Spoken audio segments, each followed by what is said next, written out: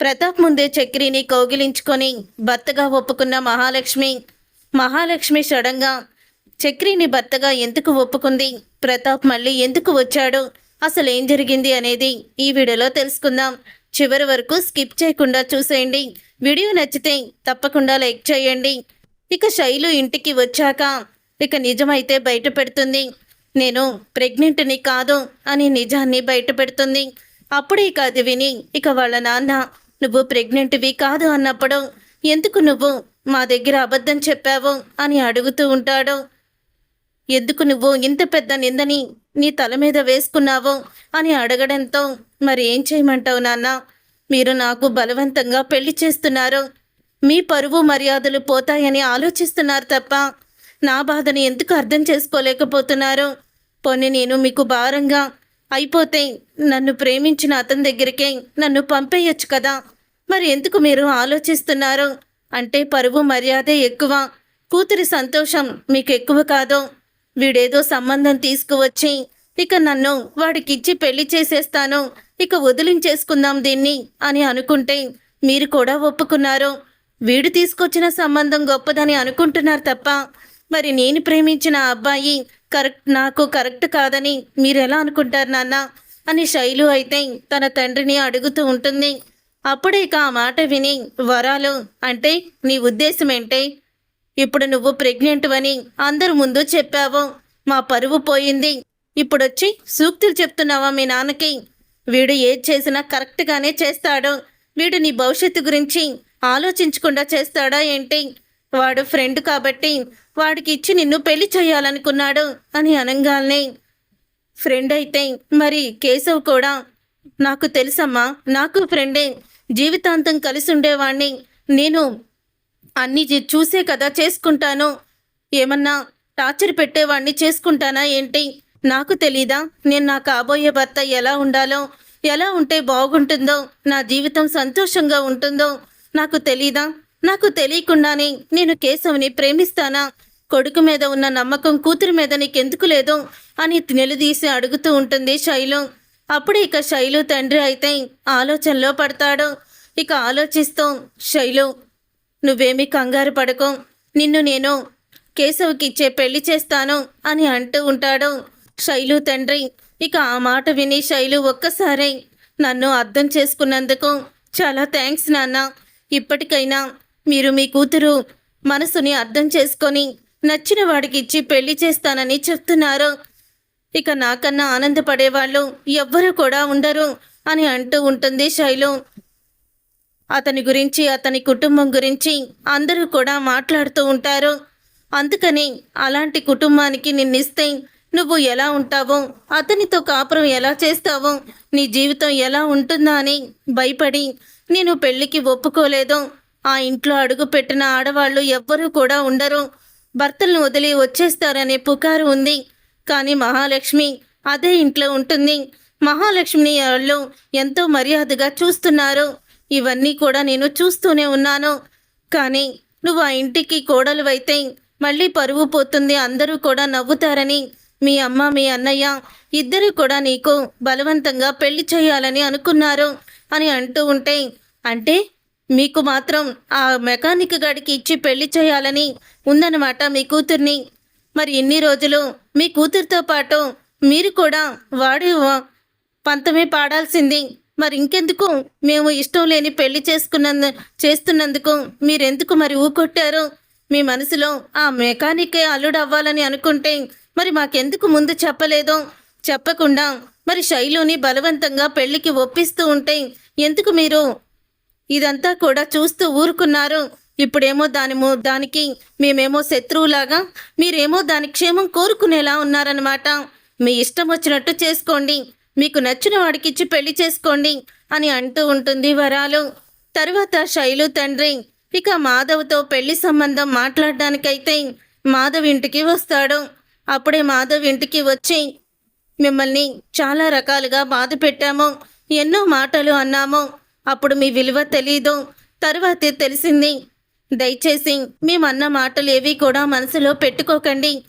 శైలుకి కేశవికి పెళ్లి చేయాలని మేము నిర్ణయించుకున్నాము, కాబట్టి పెళ్లికి ముహూర్తాలు పెట్టించుకున్నాము. అని అంటూ ఉంటే అప్పుడు ఇక మాధవ చాలా ఆనందపడుతూ చాలా సంతోషంగా ఉంది. మీరు వాళ్ళిద్దరి మనసుల్ని అర్థం చేసుకొని వాళ్ళకి పెళ్లి చేస్తానికి ముందుకు వచ్చారు. వాళ్ళిద్దరూ జీవితాంతం సంతోషంగా ఉండాలని కోరుకుంటున్నారు. మీరన్న మాటలకి మేమెప్పుడూ బాధపడలేదు. శైలుని ఎప్పుడూ మా ఇంటి కోడలుగా అని మేము అనుకున్నాము.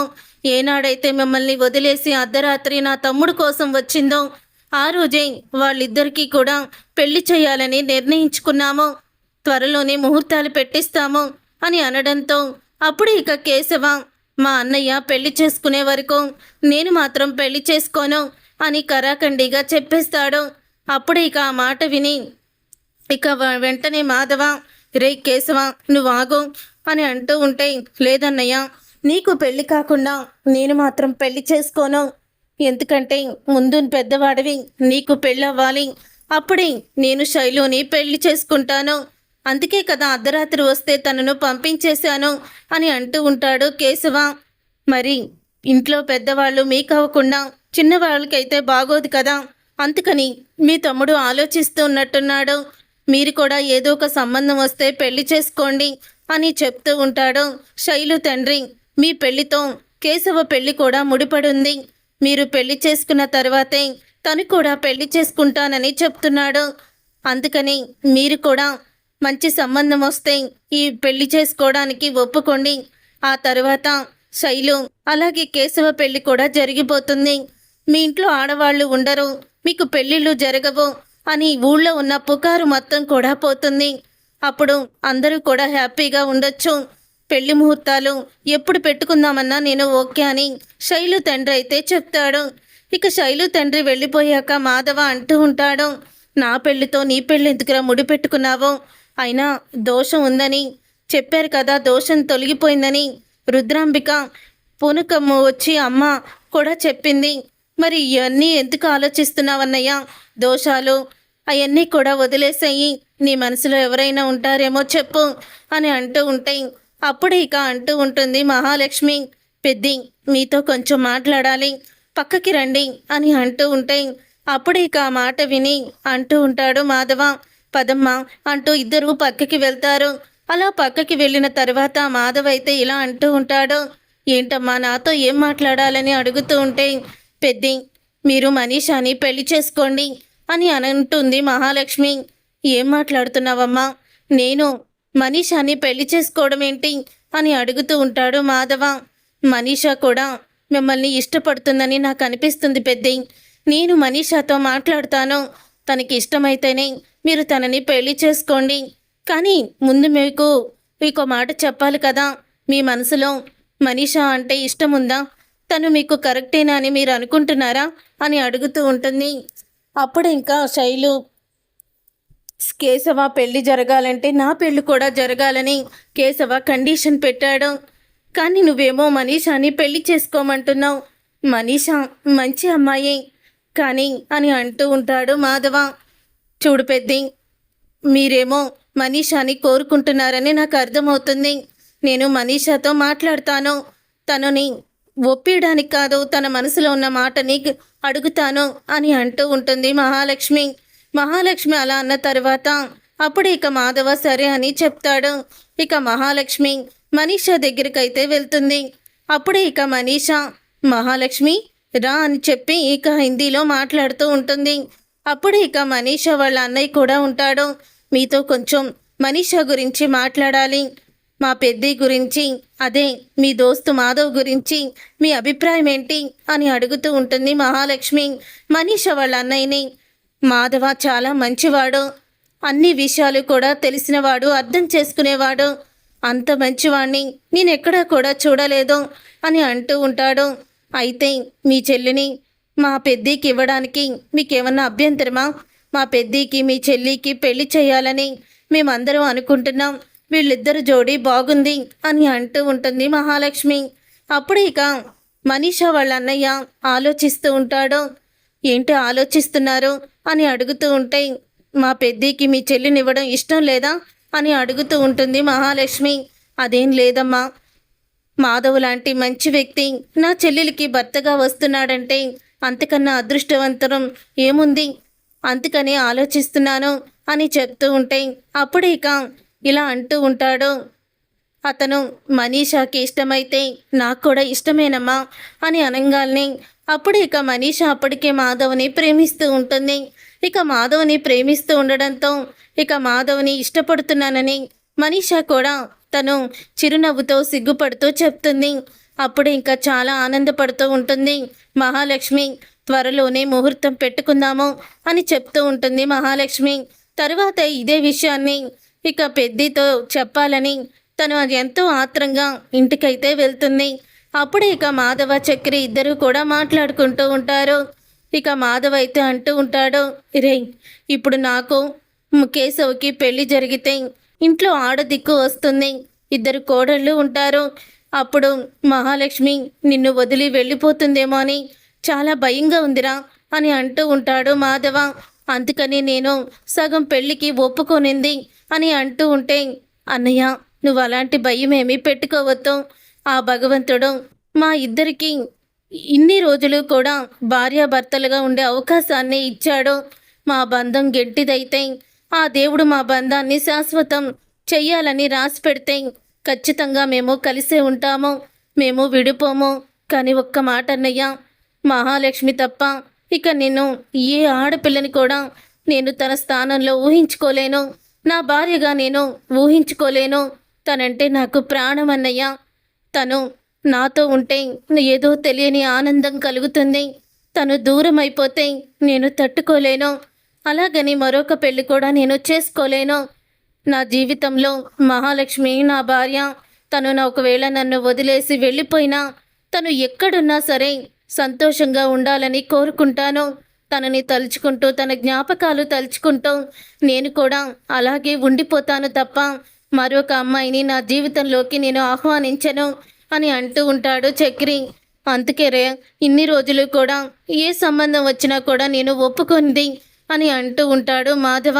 చూడన్నయ్య, దేవుడు రాసిన రాతని ఎవ్వరూ కూడా మార్చలేరు. నువ్వు పెళ్లి చేసుకుంటేనే కేశవ పెళ్లి చేసుకుంటాడు. నువ్వు ఎలాగైతే మా సంతోషం కోసం ఇల్లు వదిలి వెళ్ళిపోవాలని నిర్ణయించుకున్నావో, అందరినీ వదిలేసి ఒంటరిగా బ్రతకాలనుకున్నావో, ఇప్పుడు నాకు ఆ శిక్షని దేవుడు వెయ్యబోతున్నాడు.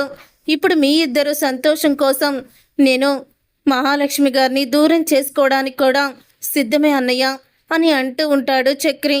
మహాలక్ష్మి గారు నన్ను అర్థం చేసుకోరు, నా ప్రేమని అర్థం చేసుకోరు. అందుకని నేనే తనకి దూరంగా ఉంటాను అని చెప్తూ ఉంటాడు చక్రి. అది కాదురా, మహాలక్ష్మితో నేను మాట్లాడతాను అని అంటూ ఉంటే, లేదన్నయ్య ముందు మీ పెళ్ళిళ్ళు జరగాలి, తర్వాతే ఏదేమైనా. ముందు ఇప్పుడు మహాలక్ష్మి గారు వస్తారు, మళ్ళీ మన మాటలు వింటే బాధపడుతుంది. మళ్ళీ నేనేదో తనని కావాలని ముందు నుంచే ప్లాన్ చేసి ప్రేమించానని ఇదంతా చేశానని అనుకుంటుంది. కానీ నేను తనని మొదట్లోనే ప్రేమించాను. ఎప్పుడైతే నాకు ఎదురుపడ్డారో అప్పటి నుంచి నా గుండెల్లో తన మీద చాలా ప్రేమ ఉంది అని అంటూ ఉంటాడు చక్రి. ఇక చక్రి అన్న మాటలకి అప్పుడే మహాలక్ష్మి ఆలోచనలో పడుతుంది. తర్వాత పెళ్లి ముహూర్తాలైతే పెట్టిస్తారు. చక్రి, కేశవ అలాగే మాధవ, మనీషాకి ఇక పెళ్ళైతే ముహూర్తాలైతే పెట్టి 2 జంటలకి కూడా గుడిలో ఒకేసారి ఇక పెళ్ళైతే జరిపిస్తారు. ఆ పెళ్ళికి గాయత్రిని తన భర్తని కూడా పిలుస్తారు. అప్పుడు ఇక గాయత్రి, బావా నీ జీవితంలో ఒక మనిషికి మనీషాకి స్థానం ఇస్తున్నావు, మీ ఇద్దరు కూడా సంతోషంగా ఉండాలి, నేను ఇదే కోరుకున్నాను బావా, హ్యాపీగా ఉండండి అని అంటూ ఉంటుంది గాయత్రి. ఇక శైలు, కేశవ ఇద్దరు కూడా ఒకరికొకరు చూసుకుంటూ చాలా ఆనందపడుతూ ఉంటారు. అలాగా మాధవ పెళ్ళి అలాగే కేశవ పెళ్ళి కూడా మహాలక్ష్మి చక్రి చేతుల మీదుగా జరిగిపోతుంది. అప్పుడే ఇక నారాయణ, మాత ఏ క్షణమైతే మా ఇంట్లో అడుగు పెట్టావో ఆ క్షణం నుంచి మా ఇంటికి పట్టిన దరిద్రం మొత్తం పోయింది మాత. నీ రాకతో నా ఇల్లు, నా కొడుకుల జీవితాలు కూడా మారిపోయాయి. నువ్వు నిజంగా మహాలక్ష్మివే మాత, నిజంగా మహాలక్ష్మివే అని అంటూ ఉంటాడు. చిన్నదానివైపోయావు, లేకపోతే చేతులెత్తి దండం పెట్టేవాణ్ణి అని చెప్తూ ఉంటాడు నారాయణ. ఏంటి పుత్ర పెద్ద పెద్ద డైలాగులు కొడుతున్నావు అని అంటూ ఉంటుంది మహాలక్ష్మి. డైలాగులు కాదు మాత, నిన్ను చూస్తుంటే నాకు అలాగే అనిపిస్తుంది అని చెప్తూ ఉంటాడు. అప్పుడే ఇంకా నారాయణ ఇదంతా ఇలా జరుగుతూ ఉండగానే అప్పుడే ఇంకా ప్రతాప్ అయితే మహాలక్ష్మి గురించి బాధపడుతూ ఉంటాడు. ఇంతలో మహాలక్ష్మి గురించి బాధపడుతూ ఉండగా మహాలక్ష్మి వాళ్ళ వదినికి ఫోన్ చేస్తుంది. మహాలక్ష్మి ఫోన్ చేయడంతో ఇక ఫోన్ అయితే లిఫ్ట్ చేస్తుంది మహాలక్ష్మి వదిన. అది ప్రతాప్ అయితే చూస్తాడు. ఇక చాటుగా వెళ్ళి మహాలక్ష్మి వదిన ఫోన్లో మాట్లాడుతూ ఉంటుంది మహాలక్ష్మితో. మహా, ఏంటి ఆ మాధవ్ పెళ్ళి అయిపోయింది, అలాగే ఆ కేశవ పెళ్ళి అయ్యి ఇద్దరు కోడళ్ళు ఆ ఇంటికి వచ్చారు. మరి నువ్వెందుకు అక్కడున్నావో వచ్చేసాయి. ఆ ఇంటికి కోడలు వచ్చాక అప్పుడు నువ్వు వచ్చేస్తానని చెప్పావు కదా, మరి ఇంకా ఎందుకు అక్కడున్నావో అని అడుగుతూ ఉంటుంది. అప్పుడే ఆలోచిస్తున్నాను వదిన, నేను తర్వాత చేస్తాను అని మహాలక్ష్మి వాళ్ళు వదిన అలా అడుగుతుంటే ఇక తప్పించుకుంటున్నట్టు ఫోన్ పెట్టేస్తుంది. ఇదేంటి మహా, ఏంటి తప్పించుకుంటున్నట్టు ఫోన్ పెట్టేసిందని వెనక్కి తిరుగుతుంది. అప్పుడే ప్రతాప్ అయితే, అదేంటమ్మా మహాలక్ష్మితో అలా మాట్లాడుతున్నావేంటి, ఇప్పుడు ఆ ఇంటికి ఇద్దరు కోడళ్ళు వచ్చారు కదా, వచ్చేసాయని ఎందుకు అంటున్నావు? కోడలు వచ్చే వరకే మహాలక్ష్మి ఆ ఇంట్లో ఉంటానని ఎందుకు చెప్పింది అని అడుగుతూ ఉంటాడు ప్రతాప్. అది మావయ్య గారు అదేం లేదు అని తడబడుతూ ఉంటుంది. నిజం చెప్పమ్మా, ఇప్పుడు నేను పూర్తిగా మారిపోయాను.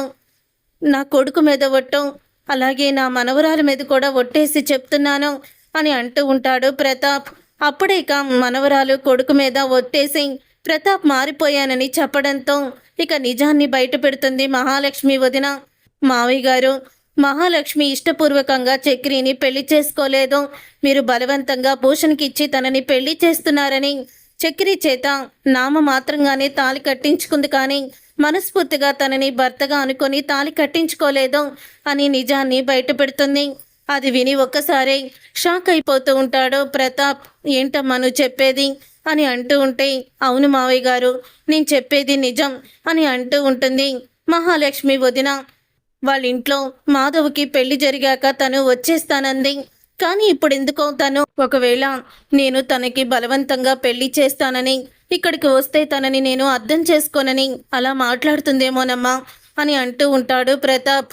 నేనే వెళ్ళి తనని ఇంటికి తీసుకొస్తాను, మారిపోయానని తనకి ఏ విధంగా చెప్తే అర్థమవుతుందో అలాగే చెప్తాను అని ప్రతాప్ అయితే అంటాడు. సరే మావయ్య గారు అని చెప్తూ ఉంటుంది వాళ్ళ వదిన.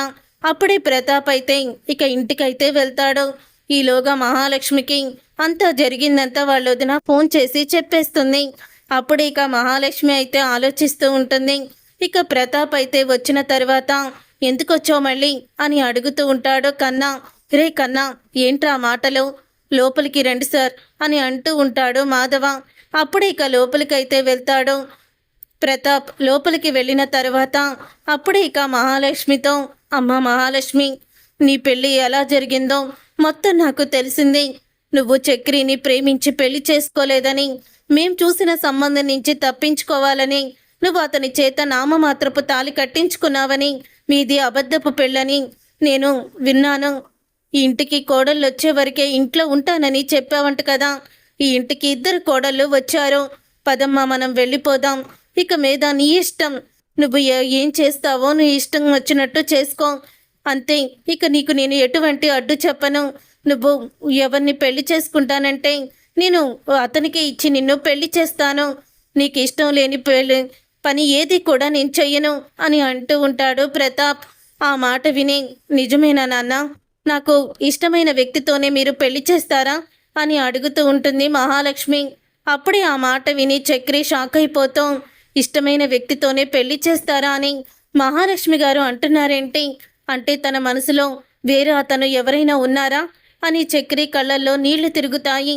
అప్పుడే ఇక మాధవ, అమ్మ మహాలక్ష్మి, మీరు ఆగండి పెద్ది, మా నాన్నే స్వయంగా వచ్చి నాకు నచ్చిన వాడితో పెళ్లి చేస్తానని చెప్తున్నారు, మరి ఇంకా నేను ఎందుకు దాచుకోవడం నా మనసులో మాట, చెప్పేస్తాను నాన్న, నేను ఇష్టపడిన వ్యక్తి ఎవరో కాదు నాన్న, ఇదిగో ఈ చక్రియే అని చక్రిని చూపిస్తుంది. ఒక్కసారి చక్రి షాక్ అయిపోతూ ఉండగా ప్రతాప్ అయితే, అమ్మ మహా, అవునన్నా, నా కోసం ప్రాణాలిచ్చే చక్రిని నేను ప్రేమిస్తున్నాను, ఇన్ని రోజులు తన మీద ఉన్న ప్రేమని నేను గుర్తించుకోలేకపోయాను. ఇప్పుడు అర్థమవుతుంది తనకి దూరం అయితే నేను ఉండలేనని, అదే ప్రేమని. అందుకే నాన్న, నా మనసులో ఉన్న చక్రిని మళ్ళీ మనస్ఫూర్తిగా మరొకసారి పెళ్లి చేసుకోవాలని అనుకుంటున్నాను.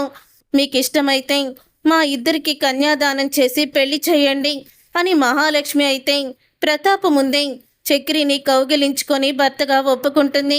చూసారుగా ఫ్రెండ్స్, రాబోయే కథలో ఖచ్చితంగా ఇలాగే జరగబోతుంది. మరి ఇలాగే జరగాలని మీరైతే కోరుకుంటున్నారా? అయితే వీడియోని తప్పకుండా లైక్ చేసి ఛానల్ని సబ్స్క్రైబ్ చేసుకొని పక్కనే ఉన్న గంట సింబల్పై ఆల్ అని క్లిక్ చేయండి.